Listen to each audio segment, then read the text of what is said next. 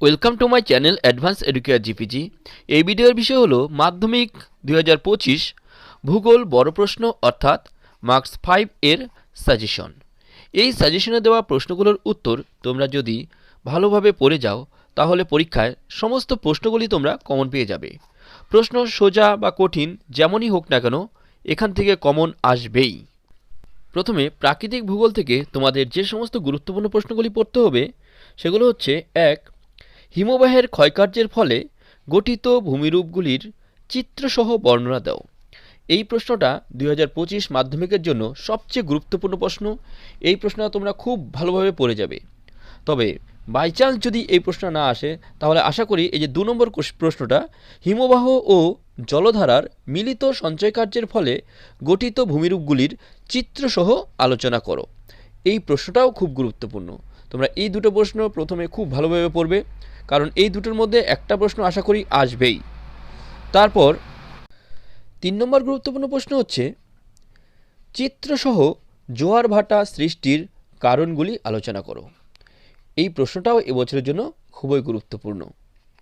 এই প্রশ্নটাও তোমরা খুব ভালোভাবে পড়ে যেও। এরপর 4 নম্বর প্রশ্ন হচ্ছে বায়ুমণ্ডলে উষ্ণতা তারতম্যের প্রধান 3টি কারণ ব্যাখ্যা করো। তবে এই প্রশ্ন অন্যভাবে দিতে পারে যে বায়ুমণ্ডলের তাপমাত্রা পার্থক্যের কারণগুলি আলোচনা করো, অথবা এভাবেও আসতে পারে যে বায়ুমণ্ডলে উষ্ণতার তারতম্যে অক্ষাংশ ও উচ্চতার প্রভাব আলোচনা করো। এই প্রশ্নও তোমরা ভালোভাবে পড়ে যেও। তারপর 5 নম্বর প্রশ্ন সমুদ্র স্রোত সৃষ্টির কারণগুলি ব্যাখ্যা করো। এই প্রশ্নটা এবছরের জন্য যথেষ্ট ইম্পর্টেন্ট একটা প্রশ্ন। এই প্রশ্নটাও তোমরা খুব ভালোভাবে পড়ে যাবে।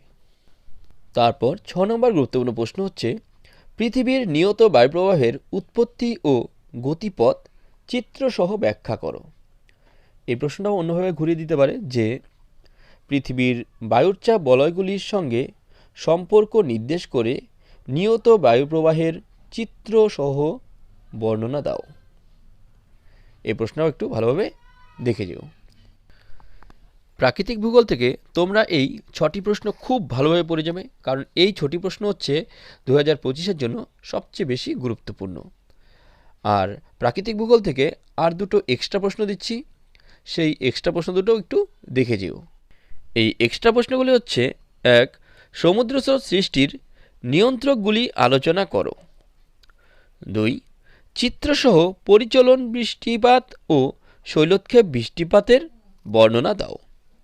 এই দুটি এক্সট্রা হিসেবে পড়ে যাবে। আর আঞ্চলিক ভূগোল থেকে যে সমস্ত গুরুত্বপূর্ণ প্রশ্নগুলি পড়তে হবে তোমাদের সেগুলো হচ্ছে: 1 নম্বর উত্তর ভারতের নদী ও দক্ষিণ ভারতের নদীর পার্থক্য লেখো। তবে এই প্রশ্নটা একটু অন্যভাবেও দিতে পারে যে উত্তর ভারতের নদী ও দক্ষিণ ভারতের নদীর বৈশিষ্ট্যের তুলনা করো।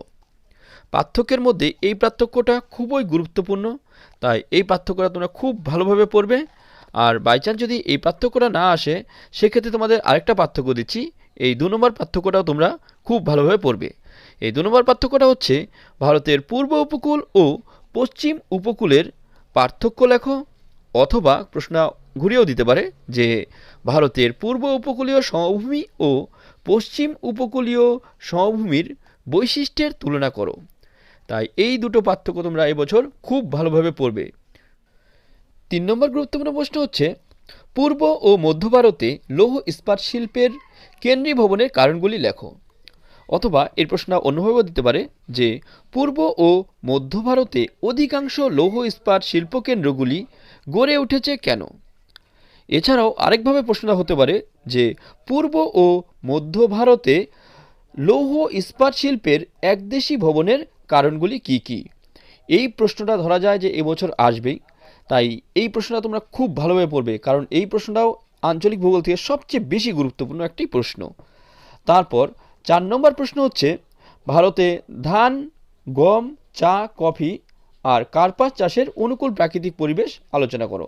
এখান থেকে একটা আসবেই, তাই তোমরা এখানের ধান, গম, চা, কফি, কার্পাস সবগুলোই পড়বে, কারণ কি এখান থেকে তোমরা কোনো রকম রিস্ক নেবে না, কারণ একটা তোমরা পাবেই পাবে, কারণ প্রতি বছরই ভারতের কৃষি থেকে একটা প্রশ্ন দিয়ে থাকে। তারপর 5 নম্বর গুরুত্বপূর্ণ প্রশ্ন হচ্ছে ভারতের জনসংখ্যা বন্টনের তারতম্যের কারণগুলি লেখো। অথবা এই প্রশ্ন অন্যভাবে দিতে পারে যে ভারতের বিভিন্ন স্থানে অসম জনবন্টনের কারণগুলি আলোচনা করো। এই প্রশ্ন একটু ভালোভাবে পড়ে যেও। আঞ্চলিক ভূগোল থেকে এই 5টি প্রশ্ন হচ্ছে সবচেয়ে বেশি গুরুত্বপূর্ণ। আশা করি এই 5টি প্রশ্নের মধ্যে থেকেই তোমরা সবগুলো প্রশ্ন কমন পেয়ে যাবে। তবে তোমাদের আরও কয়েকটি প্রশ্ন এক্সট্রা দিচ্ছি, এই প্রশ্নগুলো তোমরা দেখে যাবে যাতে কোনো রকম পরীক্ষায় রিস্ক না হয়। এই এক্সট্রা প্রশ্নগুলো হচ্ছে 1 নম্বর, ভারতে পেট্রোরসায়ন শিল্পের কেন্দ্রীভবনের কারণগুলি লেখো। 2, শহর বা নগর গড়ে ওঠার কারণগুলি কী কী? 3, ভারতের পশ্চিম হিমালয়ের ভূপ্রকৃতির সংক্ষিপ্ত বিবরণ দাও। মান 5-এর জন্য এই প্রশ্নগুলো পড়লেই আশা করি তোমরা সমস্ত প্রশ্নগুলি পরীক্ষায় কমন পেয়ে যাবে। আর এরপর পরবর্তী ভিডিওতে তোমাদের মান 2 এবং মান 3-এর সাজেশন দেব। আর তোমাদের এছাড়াও অন্যান্য কোন সাবজেক্টের কী ভিডিও লাগবে সেটাও আমাকে জানাতে পারো।